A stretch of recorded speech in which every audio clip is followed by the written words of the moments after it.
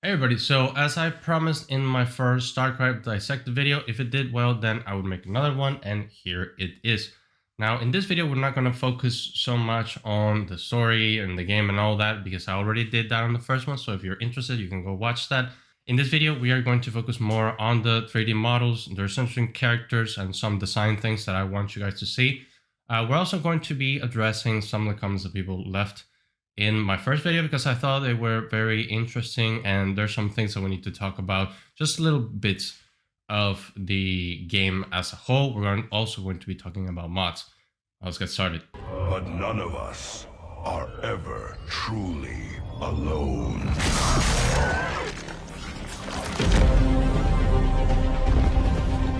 For our warrior hearts are bound by honor, tradition. Battle is waged in the name of the many.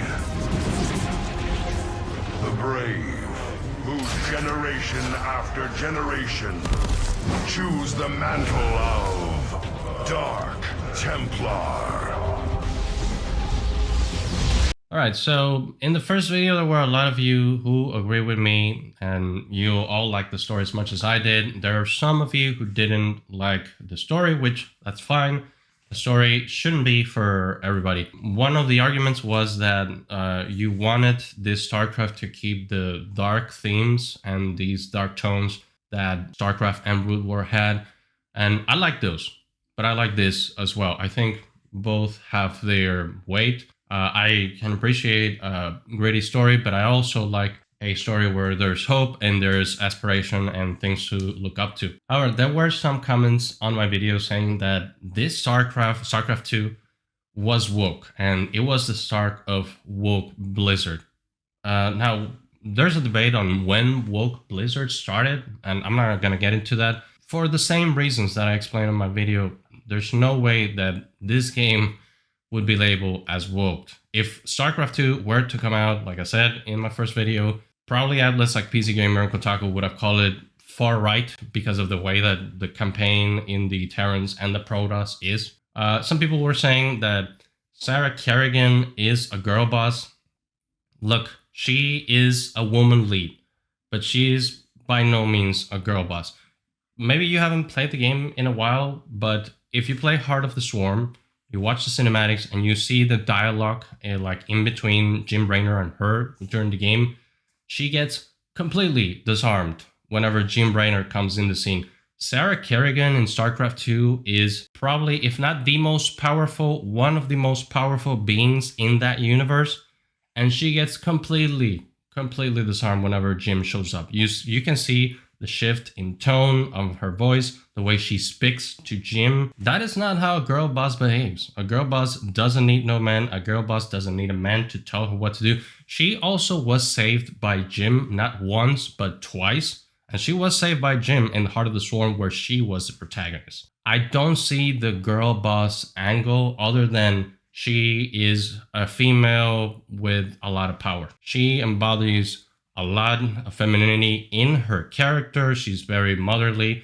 And again, when it comes to the love of her life, she gets completely disarmed, just like girls do in real life whenever they see a guy that she likes. Now, when it comes to the shift in tone, I do agree that there was a shift in tone, not only in the story, but also in the art style. The art style on StarCraft 1 and Brood War was very dark and gritty, and I have a theory for that. World of Warcraft came out in 2004, 2005-ish, I think. And StarCraft 2 came out in 2010. World of Warcraft, well, if it's not the most, it's at least in the top 3 most successful games that Blizzard has produced. World of Warcraft has always had this kind of like whimsical art style, not in their cinematics, but in game.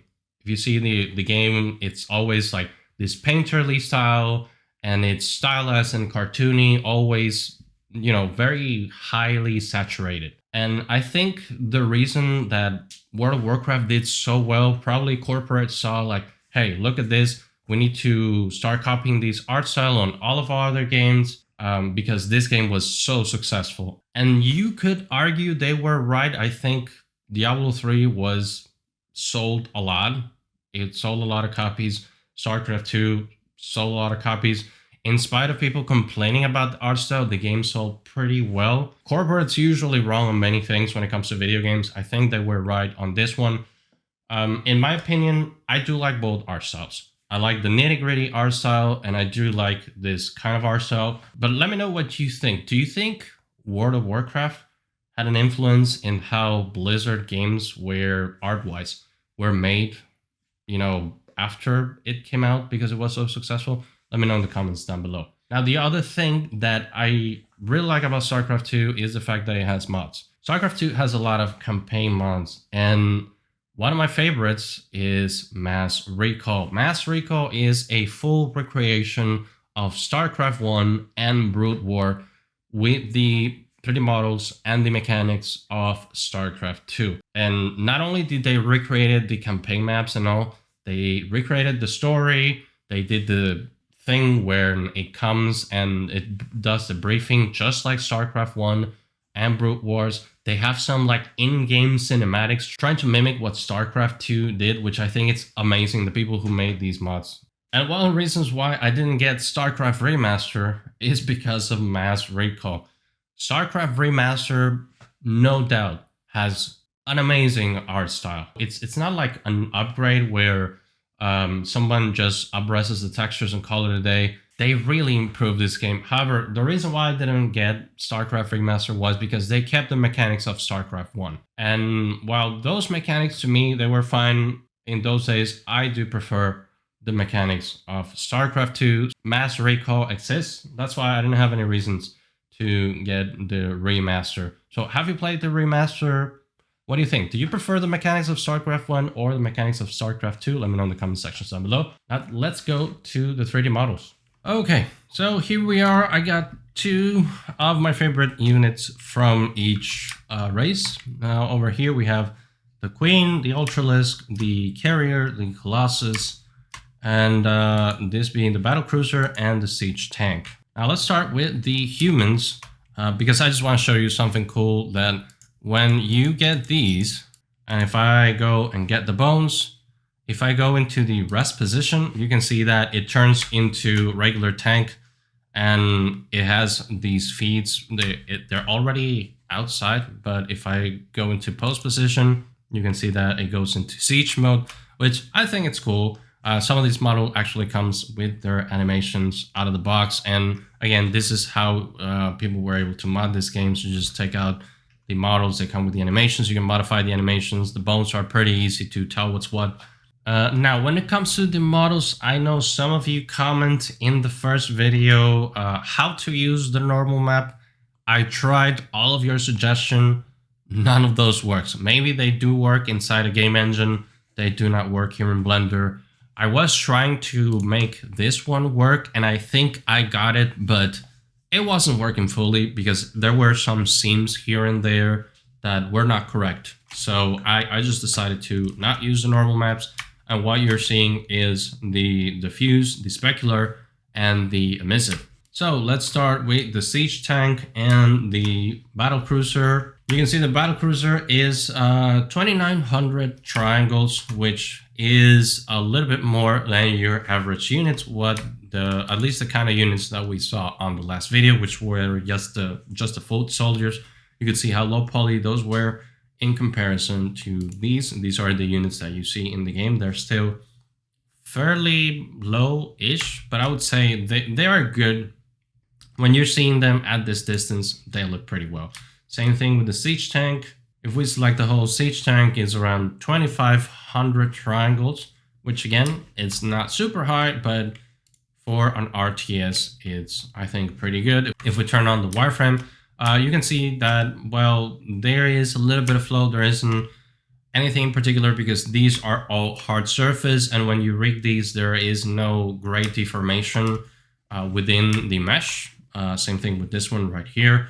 It's all hard surface, so you don't need a specific topology, and you just need to hold the bake and make sure that it captures the silhouette very well. We already talked about silhouette being something really, really important in our RTS game. All right, as you can see in the UVs, it's just tightly packed as anything hard surface, nothing too special. but you can see everything here. Some things that are missing are kind of like these things that are animated and are a different mesh, but they do belong into the same texture. So you don't have that many draw calls just for one asset. The siege tank is pretty much the same thing because both are hard surface. Now Protoss are very similar in the way, like these big units are very similar to the Terrans in the way that they have a lot of robotics. So it's a lot of hard surface. Everything is just a little bit more sleek and less blocky. So if we select the carrier, you can see that it's a little bit lower poly than the battlecruiser, even though I would say unit-wise, these two are on the same range, like the carrier and the battlecruiser, like cost-wise and when do you get them. But you can see that this one is 1800. It's a little bit further down the battlecruiser. When we go into the Colossus being a ground unit and being a Protoss unit that has a lot of this little antenna that make it look more alien, it's higher polys, 3500 polygons, and these Colossus have all a lot of moving parts, especially when you're in the game. If you have played the game, you can see there's a lot of parts that move around when you are playing with these guys. Now, if you look at the UVs of these, nothing too special, and again, they're not unwrapped the what I call the Blizzard way. Some things are on top of each other when it comes to the UV islands. You can see that pretty much half of the unit is on top of each other. There's no putting it next on the outside of the 0 to 1 space. Now let's get into the Zerg. We have the Queen and the Ultralisk, and you can see the triangle count just went up for the mere reason that these are organic and there are a lot of deformation when it comes to the rigging. So you can see this is one of the Queens and it's 4,500 triangles, which is much higher than the Colossus, much higher than any of the other Terran units. And yes, this is much higher than the Thor unit. If you know which unit, that's one of the siege units from the humans. So yeah, usually these Zerg units are much more complex than any of the other units. So we look at the Ultralisk, even though, you know, very low poly guy, you still have 3,700 triangles, which much bigger than the other units. Again, very blocky when looking up this close, but when you look at them at this distance, they look pretty nice. And they keep their silhouette pretty well. You can see silhouette wise, you can tell which one is which. And you can see because it's mostly organic pieces, there's a lot more difference in shape. It is differently packed than the other Terran units and Protoss. Same goes with the Queen. And you can see the Queen, the UV islands is one big shape. She has one big shape around here. Which is very different from the Ultralisk. The Ultralisk has a lot of several parts, but she has one big body piece here that is symmetry, because it's the same on both sides, even though she's organic, and just put on top of each other just to save some texture real estate. Now, we already seen the in-game units. Now I'm going to show you some of the in-game models from like the in-game cutscenes. So when you're in the hub. This is Sarah when she is made primal. It's in the files. It's called infested, although I don't know if that works. Maybe it does. I just think she's in her primal form. But you can see how good her design is. And even though she turned alien, she kept her feminine outline. You can see that everything looks very nice. And one of the things, again, going back to what I said in the beginning, the people saying like this game is woke. Look at the Sarah Kerrigan model. Now let's look at Lilith. Lilith is the main boss of Diablo 4 that came out not long ago. And you can see there's a difference between these two. Can you tell me why in the comments? If you know the difference, that's why you can see why I don't consider this game to be woke. Now, if we look at her as a 3D model, you can see that she's 20,000, very low for today's standards. But even though she's really low, she looks pretty good. Sadly, I don't have the normal maps working for the same reason that I explained at the beginning.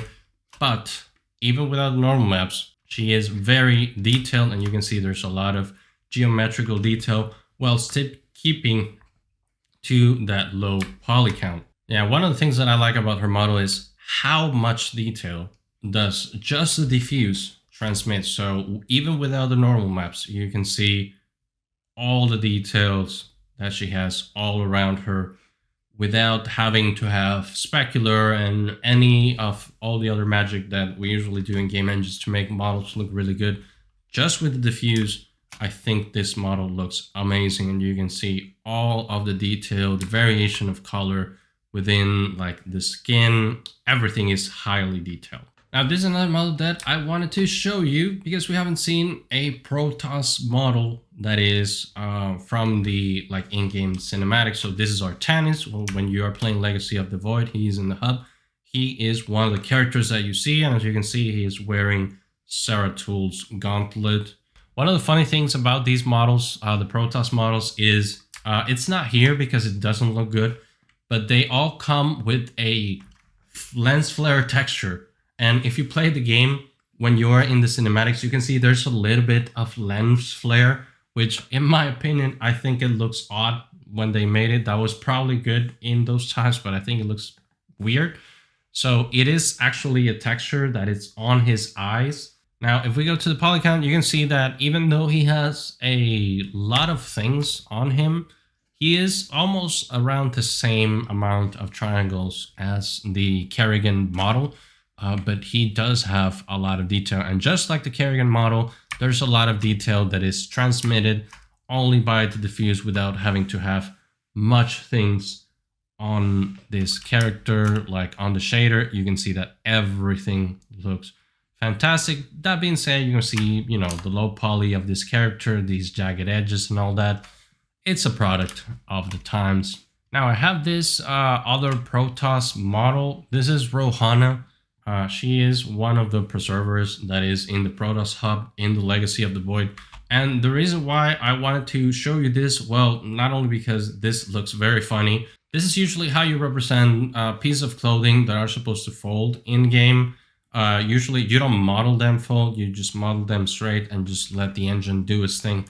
When it comes to the physics, you do that in Unreal 2 with cloth physics too. I don't know what kind of physics that we're using on the StarCraft engine. Now, I do know a lot of things about StarCraft, but I don't think I've ever read whether the Protoss or why there are female and male Protoss.